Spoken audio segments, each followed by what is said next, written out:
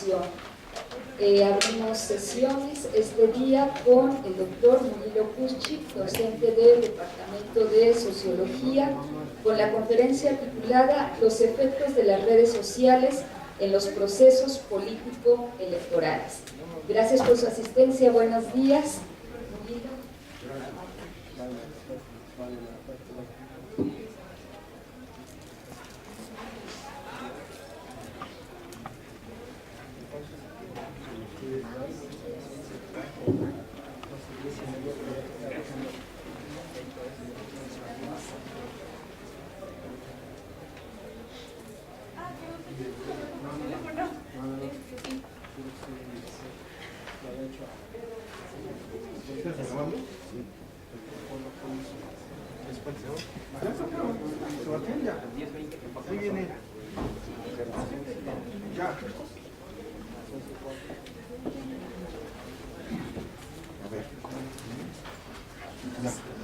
¿Puedes bajar la pantalla? Bueno, buenos días. Presentación va a sacar el tema de las, vamos a llamar, las redes sociales, o más bien los efectos de Internet, su posible y probable impacto en las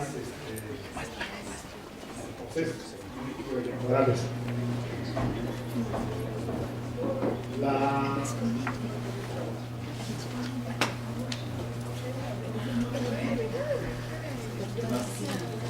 Los procesos político-electorales recientemente ya se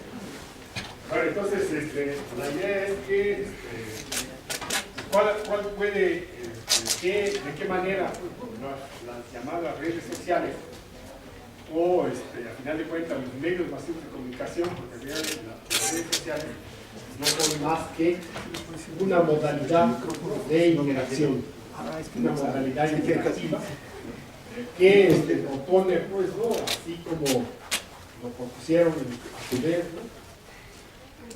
Los periódicos, la radio y la televisión, una forma o formas específicas para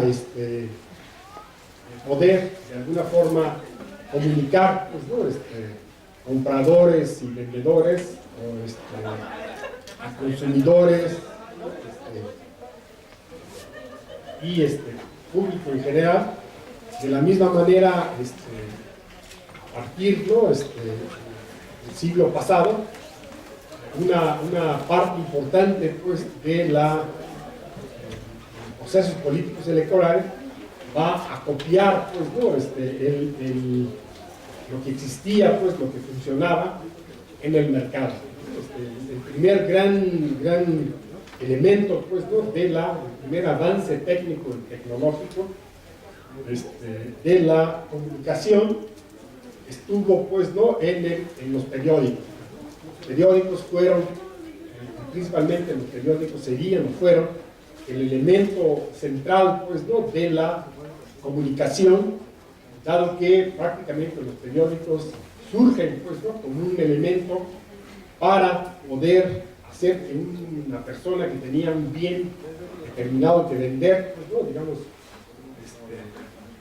la producción de trigo o algún tipo de bien, y entonces era pues, además de que estuviera en un mercado determinado, era importante, pues, que este proceso, pues, ¿no?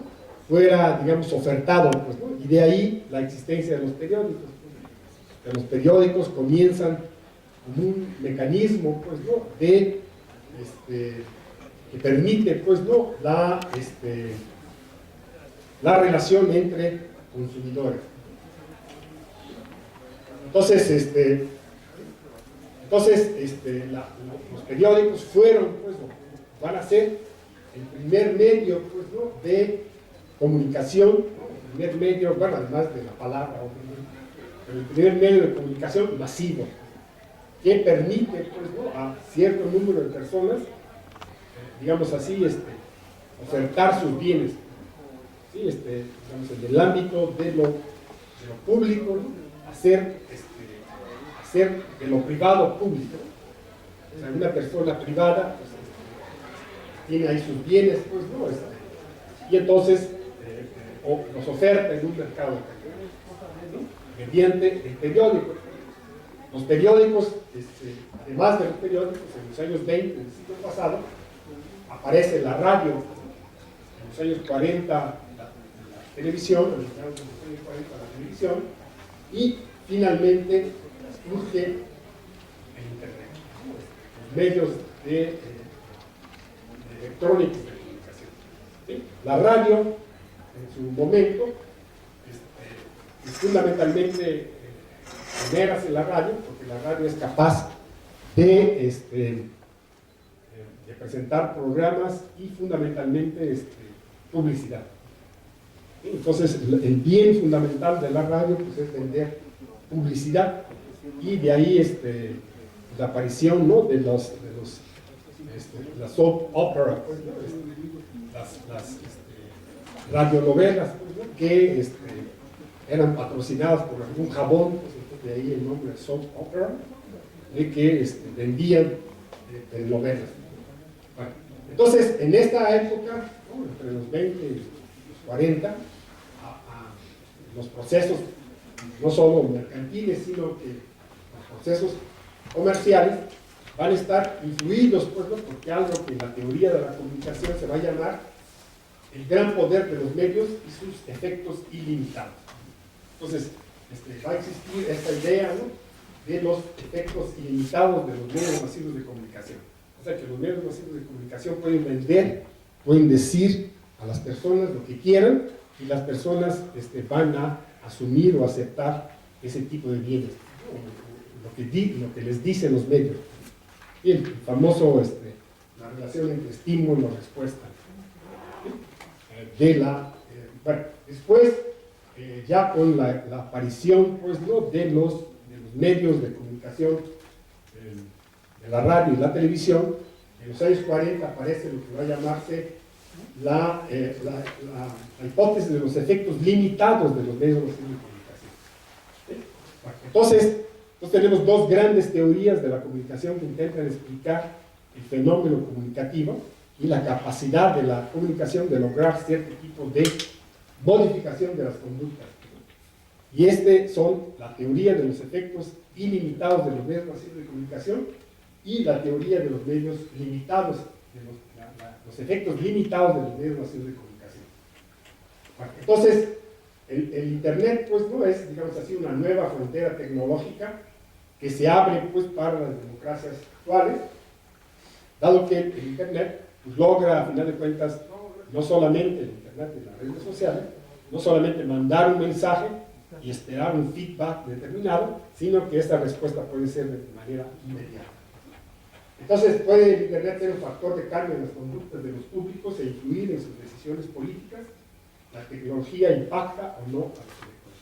Bueno, entonces, esto es lo que vamos a hablar en esta charla. Entonces, aquí están los dos grandes modelos, bueno, dos de los modelos de la comunicación. El modelo de la aguja hipodérmica, así llamado, este es llamado modelo inicial de la comunicación, que dice que los medios masivos de comunicación mandan un mensaje y naturalmente se procesa un cambio en las actitudes y en las conductas de los individuos. ¿Sí? Entonces, estímulo, respuesta, el bien nos dice, compre algún bien, compre Coca-Cola, y la gente sale despavorida a comprar. ¿Sí? Entonces, esta fue la idea, ¿no?, de que lo que nos inyectaban los medios, nosotros íbamos a aceptar. Ese modelo va a ser, digamos así, modificado por la... Entonces este sería, ¿no? El grupo hipodérmica son los efectos ilimitados de los medios de comunicación. La intervención de los grupos de referencia es lo que va a ser el modelo de la limitación. Que nosotros nos exponemos a un medio de comunicación, pero nuestros grupos de referencia, nuestra familia, nuestros entes conocidos, nuestros amigos, dicen, vas a votar por este candidato, no hagas esto. Y entonces, o te van a decir, no compres este bien, está muy caro, etcétera, etcétera. Entonces, hay un proceso de filtro, pues, ¿no? Que reduce, por tanto, las posibilidades y por tanto genera efectos limitados de los medios de comunicación. ¿Sí? Y el tercer modelo es el modelo de la comunicación en dos pasos. ¿Sí? Ese modelo nos dice que los medios masivos de comunicación mandan un mensaje, los líderes de opinión atrapan este mensaje y luego nos lo comunican a nosotros. Entonces la credibilidad de estos líderes, la importancia que estos líderes tienen para nosotros, van a hacer que el medio masivo de comunicación o que el mensaje tenga o no tenga efecto. Y entonces, de ahí, esa es una de las grandes virtudes tal vez de los medios masivos y fundamentalmente de las redes sociales, porque existe un nivel determinado de confianza, pues, ¿no?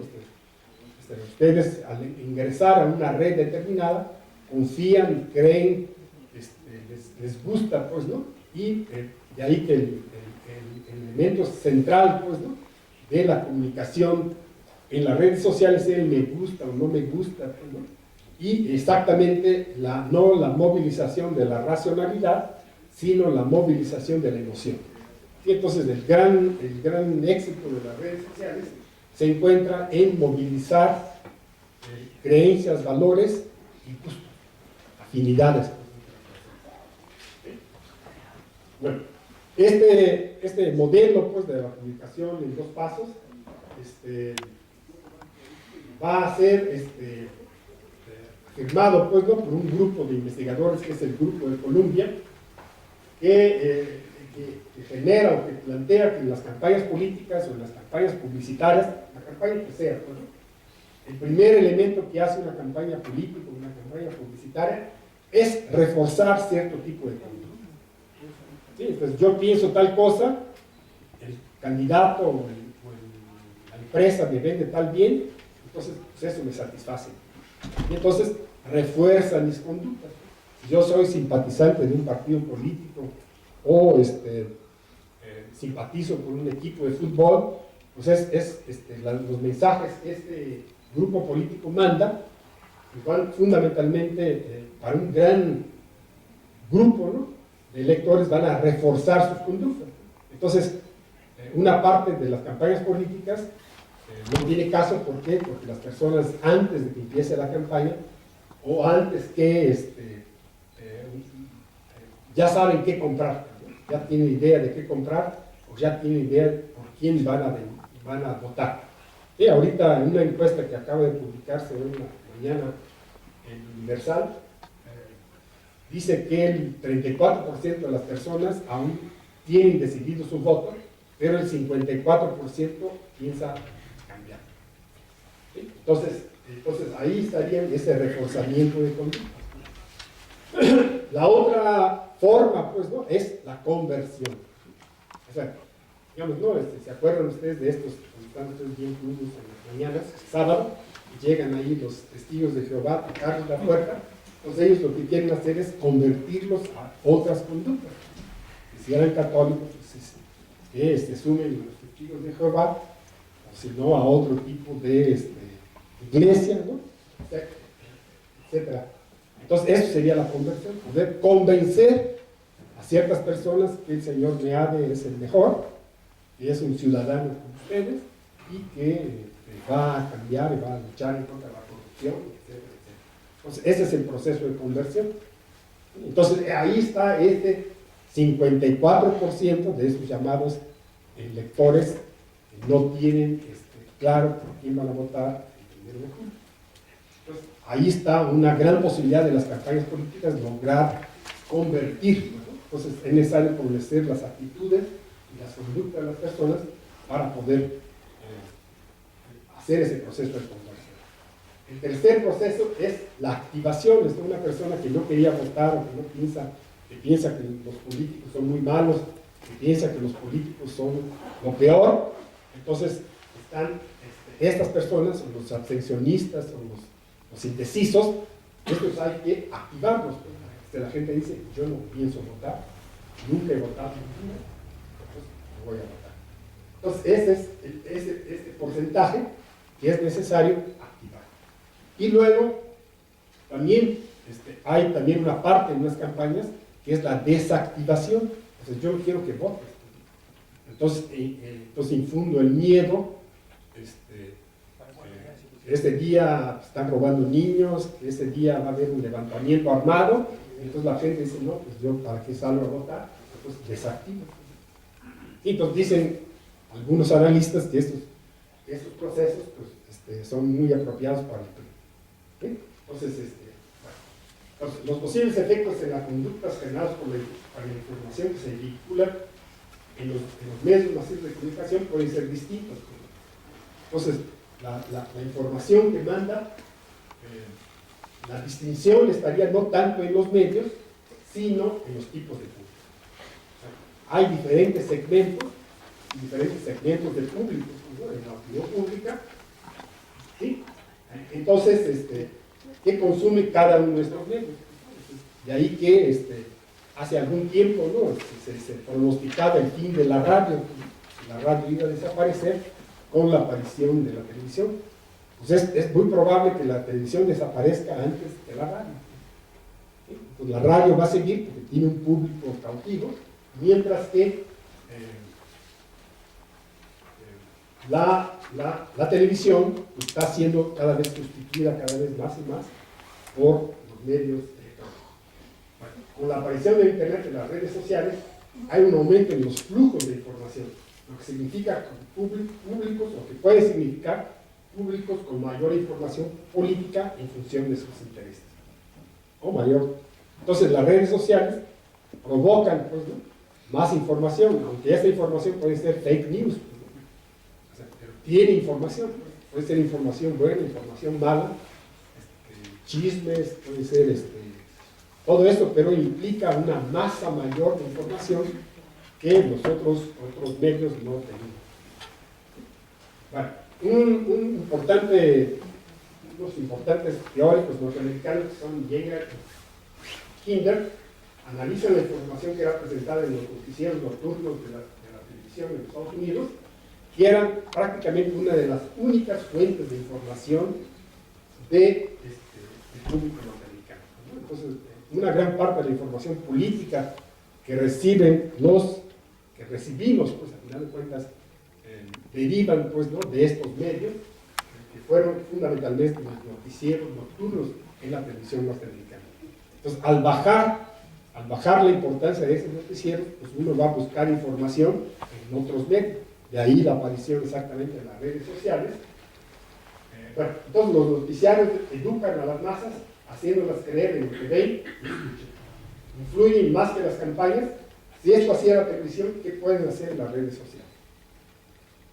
Bueno, las redes sociales, bueno, un importante teórico de estos asuntos, dice Saller, la difusión de las noticias desde las élites hacia las masas puede ser entendido a partir de los siguientes axiomas. El axioma de la recepción. Al aumentar el nivel de conocimiento de un medio, uno se expone más a él. ¿Sí? Entonces, si uno sabe de política, va a buscar más información sobre política. Si uno no sabe nada de política, pues no va a buscar información. Entonces, la información va en función del conocimiento que tiene. ¿Sí? Entonces, uno no puede, por más que uno intente, ¿no? Le dice uno a las masas, vayan al museo, ¿no? Vean la cultura. Si no tienen este background, si no tienen este elemento, pues es poco probable que lo hagan. Bueno, y luego el axioma de resistencia. Uno se resiste a los argumentos que entran en conflicto con lo que uno critica. Uno va a resistir, entonces uno, la teoría de este grupo de Columbia es la teoría de los premios y recompensas, premios y castigos. Yo no me expongo a un periódico que me va a decir cosas contrarias a lo que pienso, porque voy a estar peleándome con él todo el tiempo. Entonces solamente un investigador, ¿no? Las demás personas van a comprar el periódico que piensa igual que uno. Entonces, con eso, pues uno elimina una serie de medios, elimina una serie de posibles y probables medios de comunicación. Luego, el axioma de la accesibilidad. Si recientemente has pensado en un tema, es más fácil rescatarlo de la memoria. Así funcionan las encuestas. En gran parte las encuestas son para saber qué es lo que sabe la gente de los temas que aparecen en los medios, de los temas que aparecen en las redes, etc. Entonces, si yo tengo la accesibilidad, si conocí o escuché de algo, entonces uno fácilmente lo va a rescatar de la memoria. ¿Por qué? Porque lo vio en la televisión, porque lo vio en algún lugar. ¿Sí? Y el axioma de respuesta, uno responde a las encuestas haciendo un balance de los conceptos que le parece a uno importante y a los que tiene acceso. Si no tienes acceso a tal tipo de información, de ahí el aumento y la disminución de los no sabe, no contestó en las encuestas. Las posibilidades de influencia de los medios están en la magnitud, cantidad, calidad y contenido de la información de los medios y su capacidad para actuar sobre cierto tipo de públicos, principalmente los que están más interesados. Los medios poco influyen en aquellas personas que no están interesadas en las actividades políticas ni tampoco en la democracia. Bueno, entonces, el gran avance pues, ¿no? de los medios del Internet. Entonces aquí podemos ver, ¿no? en esta primera gráfica, cómo la población que existe en